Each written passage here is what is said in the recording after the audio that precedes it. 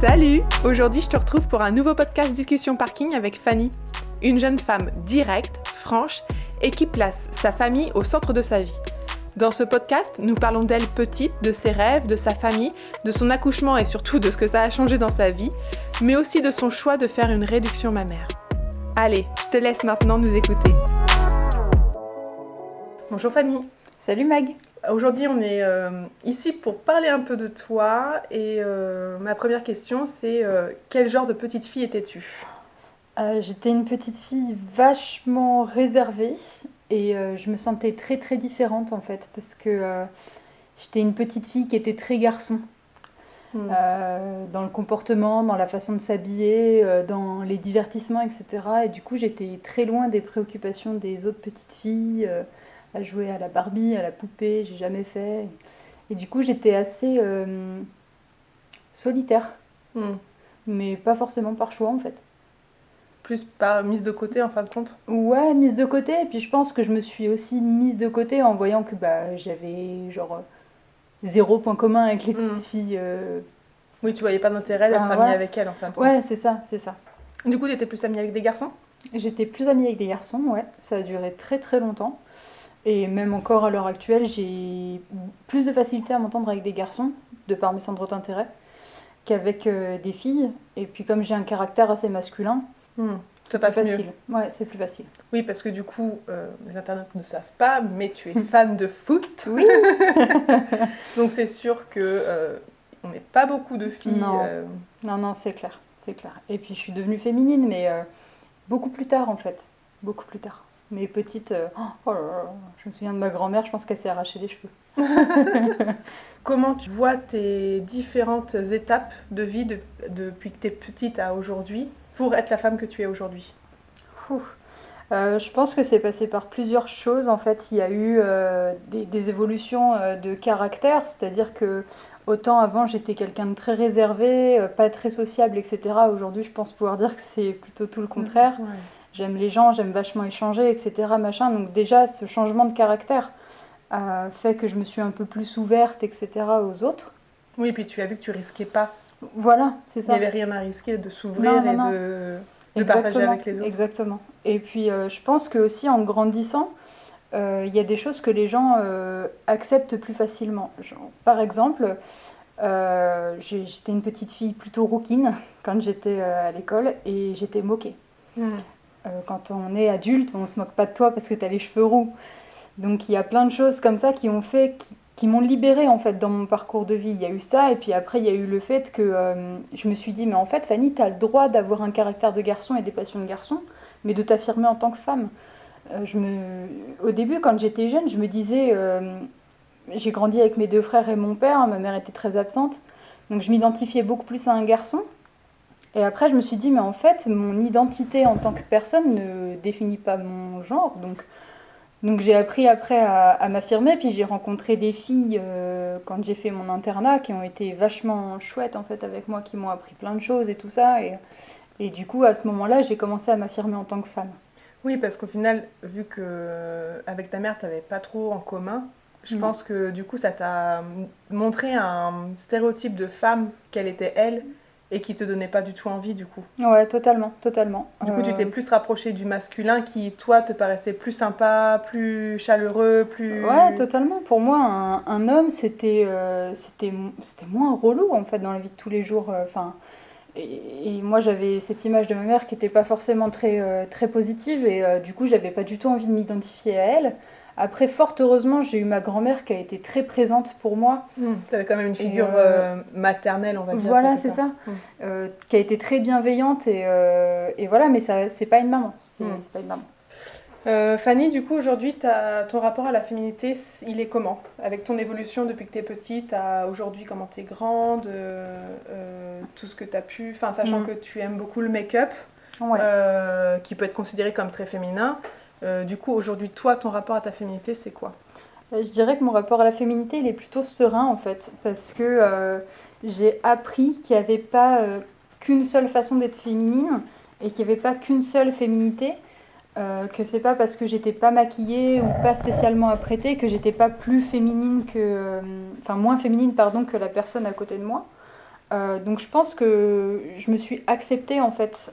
Donc certes aujourd'hui je porte des talons, je m'habille en robe, j'adore me maquiller ou me coiffer, ce qui pourrait être des symboles de féminité, en tout cas dans ce qu'on nous inculque encore dans la société, même si ça bouge et ça évolue et c'est très bien. Mais par contre, je pense que c'est pas ça qui me définit en tant que femme. Quel est ton rapport avec ton travail? Mon rapport avec mon travail actuel, je dirais que c'est un travail qui est confortable, dans le sens où je me qualifierais pas aujourd'hui d'épanouie, mais je me qualifierais pas non plus de triste. C'est-à-dire que mon poste, il est tranquille. Je fais du 9h-18h, j'ai jamais d'aléas. Enfin, voilà, c'est un poste qui est confortable. Si on compare au poste de mes rêves, c'est clair qu'on en est très loin. Maintenant, je suis pas malheureuse, mais je suis pas épanouie, quoi. Voilà. Après, quand j'étais gamine, j'avais plein de rêves qui étaient très différents de ce que je fais actuellement. Donc actuellement, je suis assistante communication. Quand j'étais gosse, mon rêve, c'était d'être veto. C'était vraiment le premier truc. Et après, en fait, je me suis découverte beaucoup trop sensible. Au sang. Non, pas du tout. En fait, Vraiment, au fait de les opérer, de tout ça. ouais, si j'avais dû être veto et perdre un animal, je pense que mon monde se serait écroulé. Je suis terriblement sensible et j'ai trop d'empathie pour pouvoir faire ce genre de métier. En fait, j'arriverais pas à les opérer. Ouais, c'est ça. J'arriverais pas parce que même si c'est pour leur bien, Mm, je sais pas si je serais capable de le faire. c'est clair. Aller les promener, les nourrir, leur Ouais, donner voilà. des caresses. Enfin, quand j'étais petite, Mm. pour moi, c'était ça, être vétérinaire. C'est quelque ça. part. Et C'est quand ma mère clair. m'a dit, mais tu serais prête à les opérer? Non, Bah non. mais c'est le concept quand même. Non, ouais, voilà, du coup, quand j'étais gosse, mais ça, je parle vraiment de toute cette partie CP, voilà, quoi, c'était vraiment mon rêve de gosse. Et mon rêve d'adulte, c'était d'être journaliste. Et ça l'est toujours, hein, mais c'est très compliqué, je trouve, comme branche. Donc moi, j'aurais bien aimé être dans le journalisme du sport ou dans le journalisme de faits divers, etc. En fait, j'aime écrire, donc j'aurais bien aimé être dans le journalisme. Mais c'est des écoles qui coûtent très cher et c'est bouché, en fait. C'est complètement bouché. Moi, je vois que j'ai une cousine qui a fait l'ESJ à Paris et qui aujourd'hui n'a pas de travail. Donc, à moins de connaître quelqu'un dans le milieu ou d'être vraiment très doué, c'est, à mon sens, très difficile aujourd'hui de devenir journaliste. Donc voilà, mon rapport à mon métier actuel, il est ni mauvais ni bon. Je fais pas le métier de mes rêves et je pense que je le ferai jamais. Mais voilà, je me dis que c'est la vie en fait, c'est juste la vie.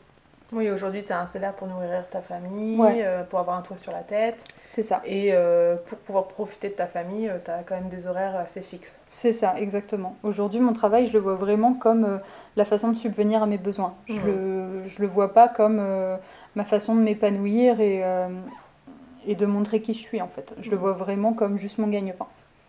Du coup, tu n'as pas d'ambition en plus aujourd'hui tu vois pas ta vie évoluer forcément côté professionnel? Si, j'espère bien. En fait, du coup, à l'heure actuelle, je suis assistante com, mais je suis pas issue du tout de la com. Moi, je suis issue du marketing, en fait, de base. Et il se trouve que j'ai un très très très bon niveau de français. Et donc, en fait, mon objectif final, c'est de rester ici quelques années et ensuite de pouvoir former des jeunes. Comme je disais tout à l'heure, je suis une personne qui aime le contact et j'aime transmettre aussi. Et donc, en fait, mon objectif final, c'est de prendre de l'expérience tant que je le peux et tant que j'en ai envie. Et quand ça ne me conviendra plus, essayer de devenir formatrice en fait en centre professionnel. Alors, plus dans des centres pour jeunes adultes que dans des lycées ou dans des écoles, parce que je pense être plus à l'aise avec un public un peu plus adulte. Et puis, je pense qu'ils savent déjà ce qu'ils veulent faire. Voilà, ouais. Je sais que tu as eu des problèmes avec ta thyroïde. Et je sais qu'aujourd'hui, il y a beaucoup de femmes qui ont des problèmes de thyroïde et que ça impacte beaucoup leur vie. Oui. Je voulais savoir, toi, quel a été ton rapport avec cette thyroïde en fait? Tout ce qui s'est passé avec, ton avant, après, l'opération, Ouais. parce que ça peut faire peur de se faire opérer de la thyroïde. Ouais. Alors en fait, j'étais jeune quand je suis tombée malade de la thyroïde, j'avais 17 ans. Quand on m'a décelé cette maladie, donc qui était une hyperthyroïdie massive et auto-immune. Donc j'ai eu 3 ans de traitement qui n'ont pas fonctionné. Et en fait, un jour, mon médecin m'a proposé l'opération parce que un des médicaments que je prenais pouvait avoir des conséquences sur la fertilité. Et comme je voulais avoir des enfants, il ne voulait pas prolonger le traitement. Donc Mais il m'a quelle proposé erreur! l'opération. Mais quelle erreur tout ça pour avoir des enfants! Mais Oui. Ouais, c'est clair. Ouais, non, donc du coup, voilà, il m'a proposé l'opération. Donc je me suis fait opérer en 2014, en juillet 2014.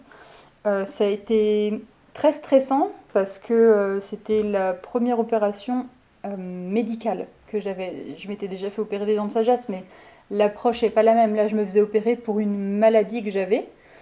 Donc ça a été très stressant. Mais globalement, je l'ai plutôt bien vécu. En fait, ce que j'ai le plus mal vécu, c'est ni l'opération ni l'après, parce qu'en soi, c'est assez simple. Ils ouvrent, ils retirent, ils referment, et après, c'est un médoc tous les matins, tous les jours de ma vie. Mais enfin, je veux dire, c'est comme le soir, je prends ma pilule contraceptive, et puis voilà. Enfin, je veux dire, ça n'a rien d'exceptionnel. Ça a été l'avant, en fait, le plus compliqué. Parce que les symptômes de l'hyperthyroïdie ne sont pas des symptômes physiques, bien qu'il y en ait, genre la perte de poids, mais par contre, c'est des symptômes psychologiques, en fait. Donc, c'est des changements d'humeur, c'est quand on est en hypo, c'est de la fatigue, c'est de la dépression. Donc, en fait, on devient pas très vivable, en fait, pour notre entourage, sauf que nous, on le sait pas, en fait, on s'en rend pas compte. Donc, c'est, je pense, cette période-là qui a été la plus difficile, ça, et puis les terreurs nocturnes en fait que ça implique et qui m'angoissent en fait toujours aujourd'hui. de re-shooter? Pas de rechuter, en fait j'ai connu les terreurs nocturnes et j'ai connu le fait de pas dormir la nuit parce qu'on a peur, etc. Et en fait aujourd'hui, tu vois, genre mon mari est amené à pas mal se déplacer. Quand Thomas part en déplacement, je suis jamais sereine. Parce que j'ai toujours peur de me réveiller la nuit, et, alors que ça n'est plus arrivé depuis que j'ai été opérée, depuis que je suis stabilisée. Oui, et du coup, en off, tu me disais aussi que tu faisais des hallucinations, que tu savais plus trop quel était le réel du faux. Ouais, ouais, ouais, totalement. Donc ça, c'est lié aux terreurs nocturnes. Et en fait, j'avais parlé à mon médecin de ça parce que je commençais vraiment à m'inquiéter. C'est-à-dire que quand il t'arrive ça, t'es à 17 piges, tu dis ok, je deviens folle, quoi. Et en fait, j'en avais parlé, il m'avait expliqué que en hyperthyroïdie, l'organisme fonctionne plus rapidement et donc le cerveau fonctionne plus rapidement. Et donc le cerveau fonctionne plus rapidement également pendant les périodes où en fait on dort. Et donc quand je me réveillais la nuit, le cerveau était déjà actif et il projetait ce dont j'avais rêvé dans la réalité. Donc pour moi, c'était aussi vrai que comme là je te vois, sauf qu'il n'y avait rien du tout. Donc ça a été super dur à vivre, ouais, parce qu'en fait, on croit qu'on devient fou, en fait. Donc, T'es en train de se faire schizophrénie ouais, ou... c'est ça. Et du coup, c'est les médicaments pour dormir à 17 ans. Et une fois qu'on a commencé le somnifère, pour s'en sortir, c'est un combat, en fait. On ne se rend pas compte de la dépendance à ce genre de médicaments. C'est vraiment hallucinant. J'ai mis des années avant de m'en sortir, même après avoir été opérée. En fait, c'était devenu psychologique. C'est-à-dire que je pouvais très bien m'endormir, mais je ne m'endormais pas le temps que j'avais pas pris le cachet. Je prenais le cachet, 2 secondes après je dormais. On aurait pu mettre un substitut que je n'aurais même pas fait attention. C'est comme un doudou au final. Ouais, c'est ça, c'est clair, c'est clair. Et du coup, deuxième grosse opération récemment, t'as fait le choix de faire une réduction mammaire. Ouais. Pourquoi? Comment? Alors, pourquoi? Il y a eu plusieurs facteurs. Le premier, qui est lié à moi, c'est les douleurs que ça engendre. Donc, moi, j'ai pas de tabou là-dessus, je faisais un 90G. Donc j'avais Sachant un que tout tu es petit dos. menue. Voilà, j'avais un tout petit dos et une très forte poitrine. Donc ça me bousillait le dos, en fait, ça tirait constamment. C'était des douleurs, c'était devenu insupportable en fait dans le quotidien.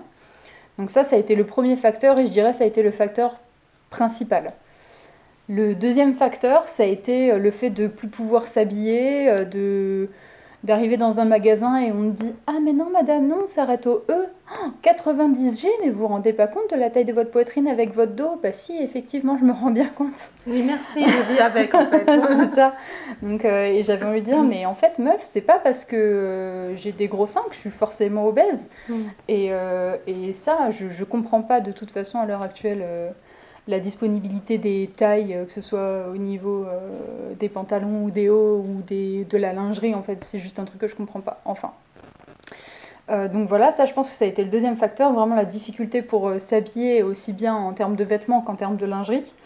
Et le troisième facteur, ça a été évidemment en fait le regard des autres. Parce que c'était aussi bien des hommes que des femmes, hein. Alors les hommes c'était plus des regards et les femmes c'était plus des questions. Donc c'est vrai que bon, toi Mag, la première fois qu'on s'est rencontrés, la question ça a été oh, mais ils sont énormes, c'est du combien? Et parce que moi-même j'ai eu des gros seins. Ouais, bien sûr. Que j'ai un peu perdu depuis mes grossesses. Et à chaque fois je transpose, moi j'avais pas l'impression d'avoir une poitrine, j'ai l'impression d'avoir une poitrine plus petite que la tienne. Et je faisais du G aussi à l'époque, sauf que je suis plus carrée que toi. Et que je me suis dit mais ça rend pas pareil sur moi, c'est bizarre. C'est clair. Et du coup j'avais l'impression que tu faisais même plus que du G en fait. Non, je faisais du G.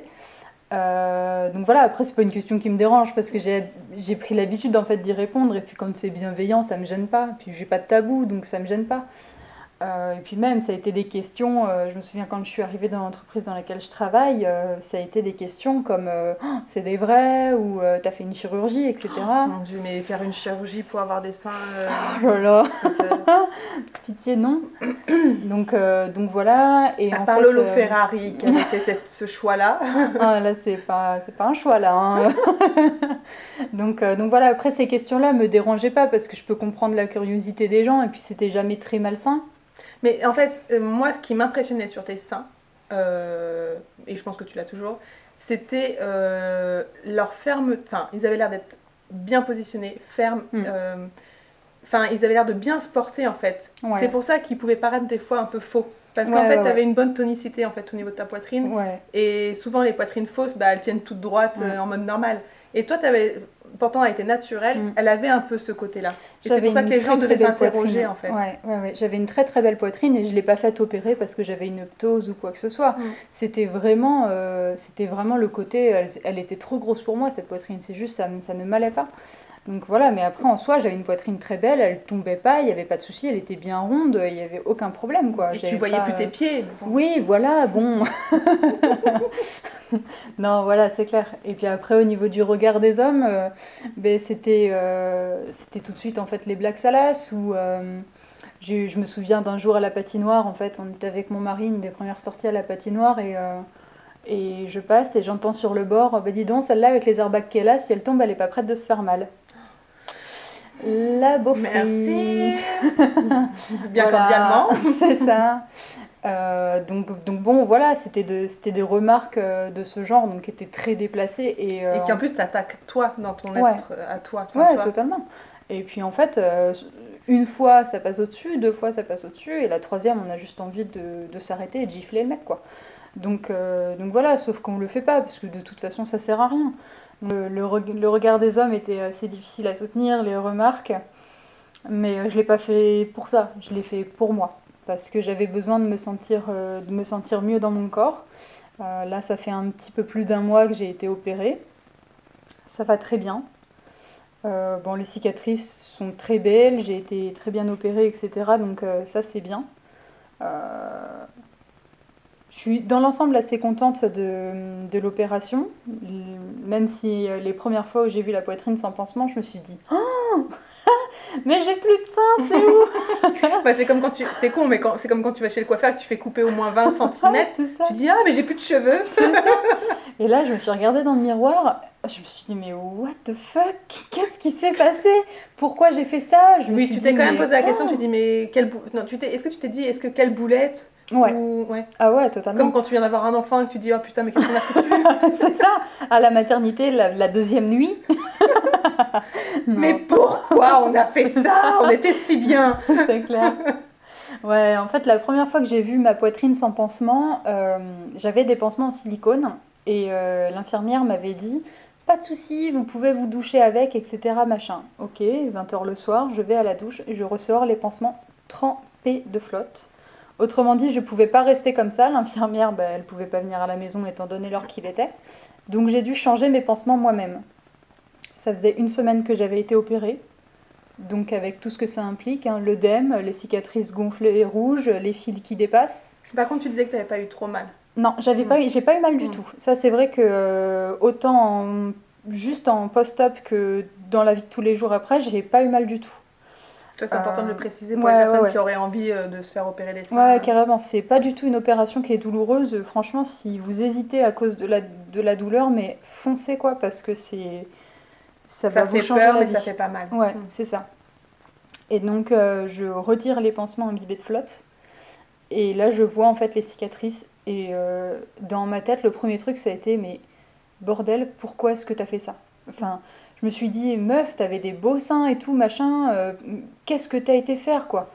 Et du coup, en fait, j'ai commencé à regretter, à me dire, mais c'est pas vrai, quoi. Et le pire, en fait, dans cette histoire, c'est que je n'arrivais pas à remettre les pansements toute seule, donc j'ai dû appeler mon mari. Et en fait, je crois que le pire, ça a été la tête de mon mari devant les cicatrices. Vraiment, cette tête déconfite, en mode, mais putain, quoi. Genre, vraiment, je crois que s'il avait pu dire un mot à ce moment-là, ça aurait été vraiment ça, putain. Et donc, on a recollé les pansements, etc. Donc là, depuis maintenant, les fils ont été retirés. Ils ont été retirés 15 jours en post-op. Et maintenant qu'il n'y a plus de fils, qu'il n'y a plus d'œdème, que les cicatrices sont belles, je suis vraiment contente en fait de l'avoir fait. Et je regrette pas une seconde. Et si c'était à refaire, je referais pareil. J'ai été opérée par un très bon chirurgien qui s'est très bien occupé de moi, autant en accompagnement et en conseil avant l'opération que pendant, qu'après en fait. Donc ça, je pense que c'est hyper important si vous êtes dans le même cas que moi. C'est une opération qui va vous coûter de l'argent, sachez-le. Mais si vous voulez que ce soit bien fait, la chirurgie, ça a un prix et la qualité, ça a un prix. Et c'est clair que ça m'a coûté 2500 € de ma poche. Mais par contre, le résultat actuel, il est magnifique. Et c'est le principal, je pense qu'il faut garder. Oui, parce que ça reste quand même ta féminité. Enfin, je veux dire, ta poitrine, c'est un atout féminin. Et si eux, ils sont pas beaux niveau confiance en toi en tant que femme, après, c'est que mon opinion, mais ça devient compliqué, quoi. Et pareil, je me souviens que tu m'as dit... J'étais agréablement surprise des cicatrices, de voir à quel point en fait elles étaient discrètes. Ouais, totalement, carrément même. En fait, donc pour expliquer, j'ai été ouverte en cercle autour du téton et en T inversé sous le sein. Donc en fait, la cicatrice la plus voyante, c'est celle qui va du téton jusque le dessous de mon sein. Parce que le téton, elle est très peu visible étant donné la couleur en fait du téton. Et en fait, au niveau de la barre du T, elle est sous le sein. Donc en fait, elle est cachée. Elle est cachée, ouais. Donc on la voit pas du tout. Et les cicatrices sont très fines et ça cicatrise très bien. Après, chaque personne est différente au niveau de la cicatrisation. Parce que je me souviens, ma mère qui avait fait aussi une réduction mammaire pour passer d'un E, il me semble, à un C. Et elle est redescendue à un B depuis. Mais elle, du coup, elle avait infecté sous la poitrine et du coup aujourd'hui elle a une cicatrice qui fait tout le long en dessous de sa poitrine. Qui est très boursouflée. C'est ça. Qui est blanc mais boursouflé en fait. Mais parce qu'elle a toujours eu des problèmes pour cicatriser, que ce soit pour l'appendicite ou quoi. Et c'est vrai que du coup elle a toujours eu cette cicatrice, après elle fait partie d'elle et comme elle dit ça la dérange pas. Oui, elle l'a accepté. Mais faut savoir que voilà, des fois ça peut aussi mal tourner, quoi. Ouais, totalement. Donc en tout cas moi c'est une très belle expérience. Et si vous êtes une femme et que vous avez une forte poitrine et que vous n'osez pas, faites au moins le premier pas de vous renseigner. Ça coûte rien d'un rendez-vous chez le chirurgien, c'est remboursé. Il vous donne les conseils, il vous explique comment ça se passe. Et moi, ça a été vraiment le déclencheur. Parce que jusqu'au moment où je suis arrivée chez le chirurgien, je me suis dit que je le ferais pas, que j'aurais jamais je me souviens que tu n'en menais pas large déjà avant enfin, rien que quand tu avais pris ton rendez-vous pour avoir ton opération. Les jours avant que tu partes d'ici du travail, tu balisais à fond, tu stressais, ça montait en pression.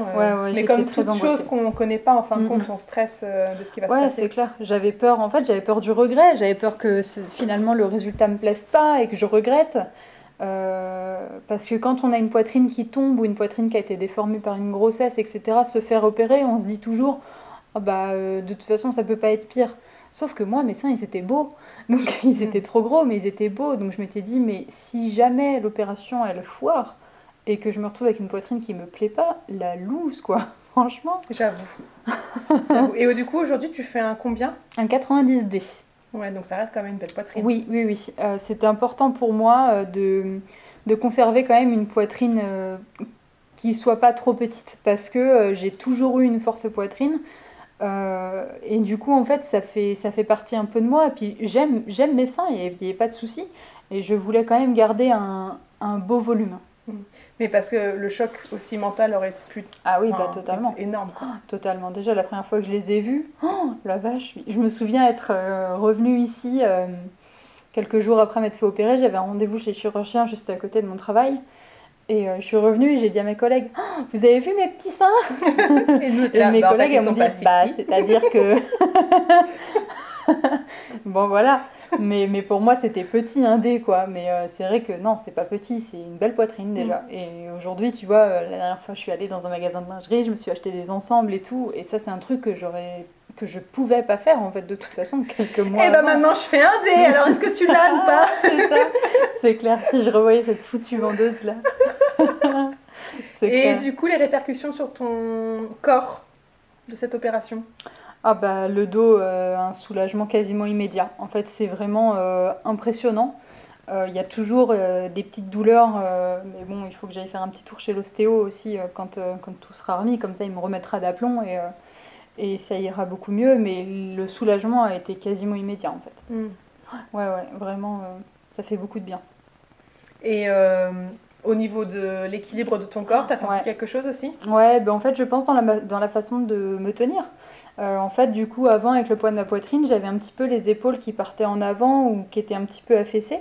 Et maintenant, en fait, j'ai l'impression que c'est moins le cas. Donc, j'ai l'impression de me tenir plus droite, d'avoir les épaules plus hautes, etc. Machin. Donc, c'est vrai qu'en termes de posture, ça améliore beaucoup. Et pour t'habiller, maintenant, tu peux mettre des chemises. Oui, des chemises qui ne soient pas oversize. Pas être obligé d'aller dans les magasins d'hommes pour aller chercher des chemises. Voilà, tout à fait.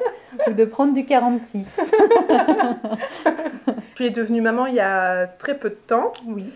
Je voulais savoir ce que ça avait changé dans ta vie et dans ta tête. Les priorités sont plus les mêmes, la façon de penser en fait n'est plus la même parce que avant je vivais pour moi au jour le jour. Si je faisais quelque chose, ça m'impactait que moi et je ne voyais que par moi, même si j'avais mon mari, etc. J'ai toujours été quelqu'un de très indépendant. Mais aujourd'hui, il y a Ezra du coup. Et Ezra, c'est devenu ma priorité dans tout, en fait. Donc tout change dans la façon de penser. Le boulot, la vie personnelle, les relations, tout change, en fait. Du coup, ton couple, avant et après Ezra, du coup, tu dirais qu'il a évolué aussi? Ah oui, c'est évident. C'est évident parce qu'un enfant, c'est beaucoup de fatigue, c'est beaucoup de désaccords aussi, parce que Thomas et moi, on n'a pas du tout été élevés de la même façon. Donc forcément, il y a des désaccords sur l'éducation, sur la façon de faire, etc. Et puis la fatigue fait qu'il y a des disputes qu'on n'avait pas avant, qu'on a à l'heure actuelle, mais qui sont pas des disputes graves, mais qui sont engendrées par la fatigue en fait. Donc, du coup, tu t'en fais tout un monde et tu te dis bah, c'est catastrophique. À chaque fois, mais au final, c'est ce qui fait que tu renforces ton couple aujourd'hui, sans t'en rendre compte, c'est que quand la tempête sera passée, quand la fatigue sera partie, en fait, ça va peut-être vous permettre de plus communiquer, de vous rendre compte qu'il faut communiquer, en fait. Ouais, totalement. En fait, déjà, ça aussi, ça m'a fait évoluer, parce que je suis quelqu'un qui a tendance à un petit peu garder pour elle, et puis le jour où ça explose, ça explose. Et en fait, avec un enfant, on ne peut pas faire ça, parce que ça ne fonctionne pas. Et du coup, j'ai appris à mieux communiquer aussi avec mon mari, à lui dire tout de suite quand il y avait quelque chose qui n'allait pas, et à ne pas le garder pour moi. Donc professionnellement, j'étais déjà quelqu'un comme ça, de plutôt franc. Mais dans ma vie personnelle, j'étais un peu plus Réservé. À renfermée. vouloir protéger l'autre, en fait. Ouais, c'est ça, totalement. Parce que je sais que j'ai un tempérament un peu impulsif et du coup, j'ai toujours tendance à vouloir essayer de garder parce que je sais que ce que je vais dire sous le coup de la colère va être décuplé, blessant et Mm. parfois pas juste. Et du coup, j'avais tendance à vouloir le garder et en fait, maintenant, j'ai appris juste à tourner cette fois la langue dans ma bouche avant de parler et puis voilà, on discute. Tu as eu Ezra. Ton accouchement s'est bien passé. Ouais, l'accouchement s'est super bien passé. J'ai commencé à contracter à 5 heures du matin. C'était des douleurs qui étaient pas très fortes en fait. Donc ça m'a réveillée. Mais je me suis dit, oh tiens, j'ai mal au bide. Je me suis rendormie jusqu'à 7 heures. À 7 heures, je me suis de nouveau réveillée. Bon, j'ai fait ce que l'hôpital m'avait dit. J'ai pris 2 spassons. J'ai attendu que ça se passe. Et en fait, je me suis rendu compte que les contractions étaient devenues plus régulières. Donc on a terminé le sac de maternité, mais moi j'étais en détente, hein, j'étais pas du tout stressée. Hein, donc c'est-à-dire qu'on a terminé le sac de maternité, j'ai fait un détour par chez mon père pour lui apporter mon chien. Enfin, j'étais vraiment tranquille quoi. J'avais mal, mais je gérais bien quoi. On arrive à la maternité, du coup il devait être 9 heures, ils me font uriner. Enfin voilà, je leur explique que je pense avoir perdu les os, mais que je pense pas avoir rompu franchement la poche, parce que ça continuait de couler un petit peu. Et donc on m'installe en salle de naissance. On m'installe en salle de naissance et l'auxiliaire de puériculture me dit les sages-femmes vont arriver et vont vous ausculter. 10h, 10h30, 11h, toujours pas de sage-femme. Et en fait, les douleurs se font de plus en plus intenses en fait. Donc je fais un malaise parce que je n'avais pas déjeuné le matin. Donc mon mari me ramène un truc à manger, mais autrement dit, avec la douleur, c'est-à-dire que j'ai croqué debout dans son croissant et voilà. Et après, j'ai retrouvé mes esprits, tout allait bien. Je rappelle l'auxiliaire de vie, enfin de puériculture, qui me dit en fait, il y a 5 accouchements en même temps que vous et il n'y a que 2 équipes de sages-femmes, donc je suis désolée, mais il n'y a personne, je vais essayer d'appeler. Je prends mon mal en patience. Midi et demi, toujours personne, et là vraiment la douleur était devenue insupportable, c'est-à-dire que j'étais accrochée au barreau du lit et à chaque contraction, donc j'avais une contraction à peu près toutes les trentaines de secondes. Et vraiment, à chaque contraction, c'était devenu insoutenable, quoi. Et donc, je finis par dire à Thomas, écoute, Thomas, va chercher quelqu'un, il y a la tête, il est là, en fait. Et donc, j'étais sur le côté, jambes croisées, en train de retenir mon fils, et en train de me dire, mais pitié que quelqu'un arrive, je vais finir par accoucher toute seule, quoi. Et t'avais pas de péridurale? J'avais pas de péridurale. Et donc là, finalement, les sages-femmes finissent par arriver, il devait être, je sais pas, je dirais 1h moins 10, un truc comme ça. Et les sages-femmes finissent par arriver, mais genre en détente, hein, elles me disent oh, bon, on va voir si c'est un vrai travail. Dans ma tête, je souffrais tellement, j'ai envie de lui dire mais bitch, j'espère que c'est un vrai travail vu comment j'ai mal. Et donc elle m'ausculte, elle me dit ah, vous êtes à dilatation complète, on s'installe. Et là, je l'ai regardée en mode meuf, on s'installe, c'est-à-dire sans péri, rien, là, on s'installe, on pousse, t'es en train de me dire. Et ouais, en fait, les sages-femmes ont été super, elles m'ont vachement rassurée, etc. Donc j'ai commencé à pousser dans la position dans laquelle j'étais installée, c'est-à-dire sur le côté. Ensuite à 4 pattes et on a terminé en position standard en fait. Et en fait ce qui a été génial c'est que du coup pas de péridurale etc. machin, donc j'ai pu moi-même en fait accueillir mon fils, c'est-à-dire le prendre dans mes bras tout de suite. Et ça a été un moment magique en fait. Tu l'as sorti toi-même? Ouais. Oui. Thomas t'a aidé ou pas? Non, Thomas a fait un malaise. Quel faible homme. C'est clair. C'est-à-dire qu'en fait, donc la dernière position assise, la sage-femme regarde Thomas et lui dit Monsieur, est-ce que vous voulez vous mettre derrière votre femme pour accueillir votre fils? Et Thomas était blanc comme un linge. Et en fait, la sage-femme lui a dit Monsieur, vous vous sentez pas bien? Thomas lui dit non. Et l'autre sage-femme lui dit Ça fait un moment que ça va pas. Thomas dit oui. Et là, je me souviens, on était un 17 décembre, hein, donc à peu près, je sais pas, 0 degré dehors. Et là, en fait, elles assoient Thomas sur un tabouret, elles ouvrent la fenêtre et elles lui vident une bouteille d'eau sur la tronche en lui disant « Je suis désolée, monsieur, mais on n'a pas le temps pour que vous fassiez un malaise, votre fils va arriver. » Et donc voilà, ça a été la petite anecdote, mon mari en mode malaise et puis voilà, moi à côté en train d'accueillir Ezra. Et ça a été vraiment un moment suspendu. En fait, même quand j'en parle, j'ai l'impression de raconter quelque chose qui s'est pas vraiment passé. Un rêve. Un rêve. T'es hors ouais, du temps, c'est t'es ça. suspendu dans le temps. C'est clair. Enfin, la sage-femme m'a dit bon, bah, heure de naissance, 13h24. Et en fait, je me suis dit, mais waouh! En fait, on réalise pas. Je me souviens avoir regardé Thomas avec Ezra dans les bras et lui avoir dit, putain, Thomas, tu te rends compte, on est parents. Enfin, et en fait, je pense que moi, je le matérialisais parce qu'il a vécu dans mon ventre pendant 9 mois. Donc voilà. Mais Thomas, pas du tout. Et je me souviens de la tête de Thomas quand il a vu son fils. Je me suis dit, mais waouh, c'est incroyable comme moment. Et les femmes, c'est vrai que c'est cliché de dire ça. On oublie tout. Tout Dès ce qu'ils qui sont s'est sur nous, passé on oublie avant. qu'on a mal. On Et ça, c'est oublie vrai. tout. Et moi, je sais que je me rappelle aussi avoir dit à Nico, ça y est, on l'a fait. Tu Ouais, sais, c'est mais clair. vraiment un marathon, Ouais. on a mis 27 heures pour le sortir. Oui, Donc c'est on un a eu le marathon, temps. là, c'est vrai. C'était un vrai marathon. Avec beaucoup de hauts et bas, dont un copain qui travaillait à la maternité qui était venu me voir en mode hey, ça va, Meg? Oui, je suis à moitié à poil. C'est clair.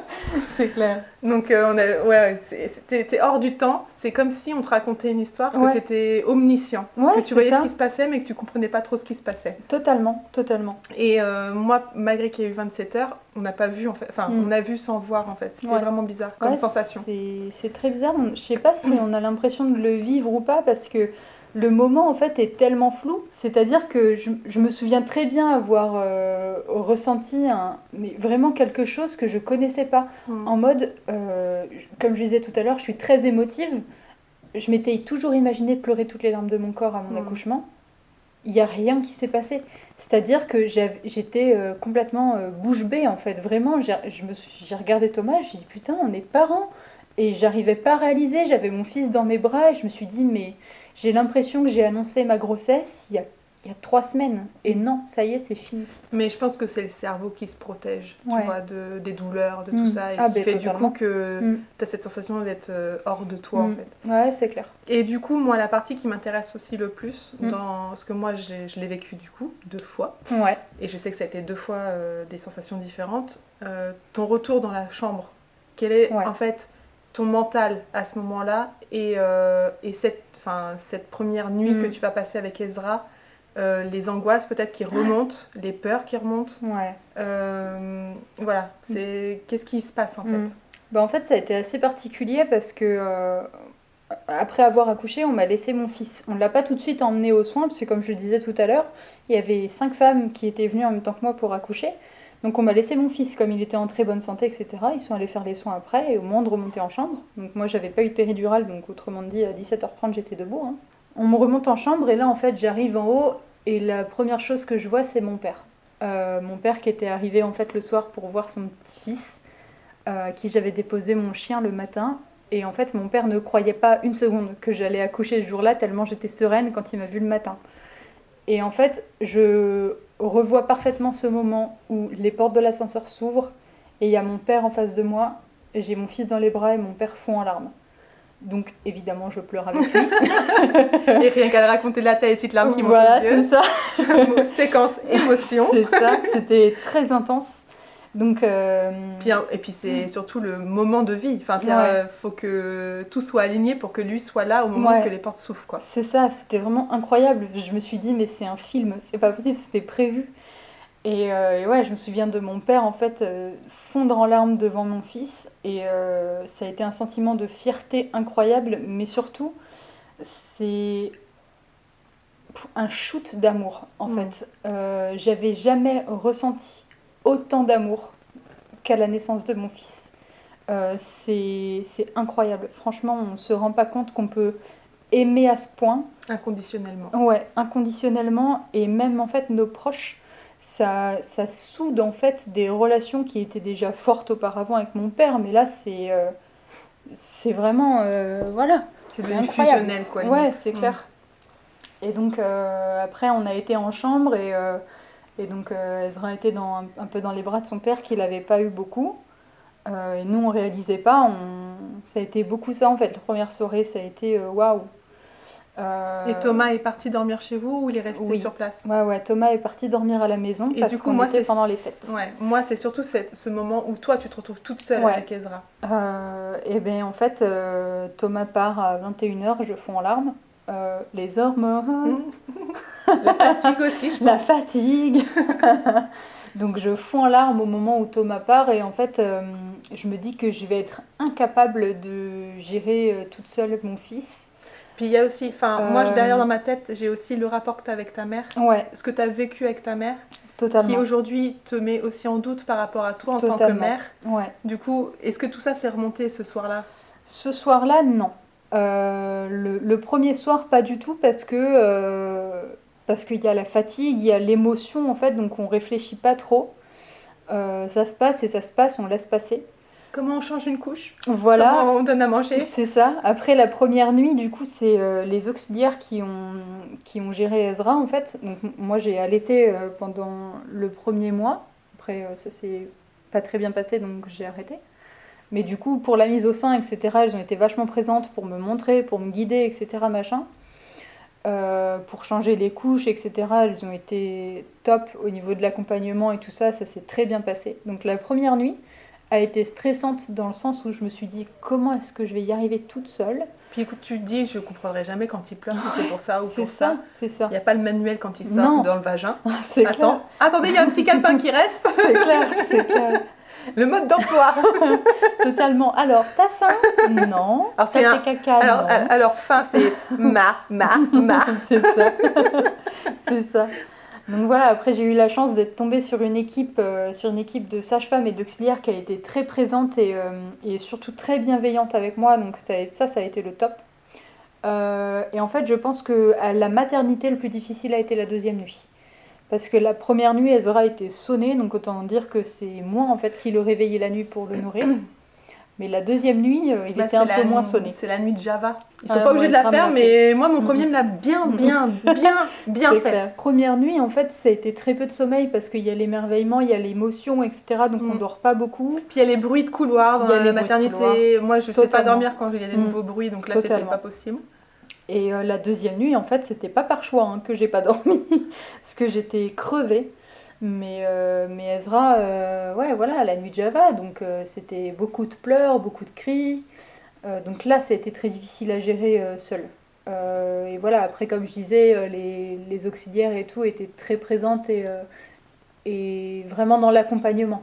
C'est-à-dire qu'elles ont jamais fait à ma place, mais elles m'ont plutôt toujours montré en fait. Donc non, elles ont été géniales. Est-ce qu'elles te l'ont pris du coup 3 heures ou un truc comme ça? Non. Des fois, elles le font quand les enfants dorment, pleurent trop. Ouais. Donc en fait, quand les sages-femmes sont arrivées dans la chambre, en fait, il est arrivé un moment de la nuit où honnêtement, je savais plus quoi faire. C'est-à-dire que Ezra hurlait, il ne voulait pas le sein, il avait les fesses propres, je comprenais pas ce qu'il voulait. Et en fait, l'auxiliaire de vie arrive dans la chambre en ayant entendu les hurlements d'Ezra et elle avait déjà un bébé en écharpe. Et en fait, elle m'a montré. En fait, je lui ai expliqué que c'était à chaque fois que je posais Ezra dans son berceau qu'il se mettait à hurler. En fait, il voulait pas du tout de son berceau. Et là, elle me regarde, elle me dit, bah, pourquoi est-ce que vous faites pas du cododo? Et là, je me suis dit, mais Dieu merci, elle veut bien, quoi. Parce que moi, j'avais envisagé ça à la maison, mais par contre, je m'étais dit à l'hôpital, ils me laisseront jamais faire. Et elle me dit, vous montez les barreaux de votre lit, vous l'installez à côté de vous, puis ça va passer. En Et fait, effectivement. parce qu'on oublie qu'ils ont été quand même 9 mois dans notre corps. Ouais. Et que là, on les sépare d'un coup C'est et ça. qu'on les oblige à dormir dans un petit berceau à côté, mais ils n'ont C'est pas ça. notre chaleur, ils n'ont pas notre odeur Ouais, et c'est totalement. compliqué pour eux, quoi. Et du coup, la deuxième nuit, en fait, ce qui a fini par calmer Ezra, c'est de s'endormir à côté de moi.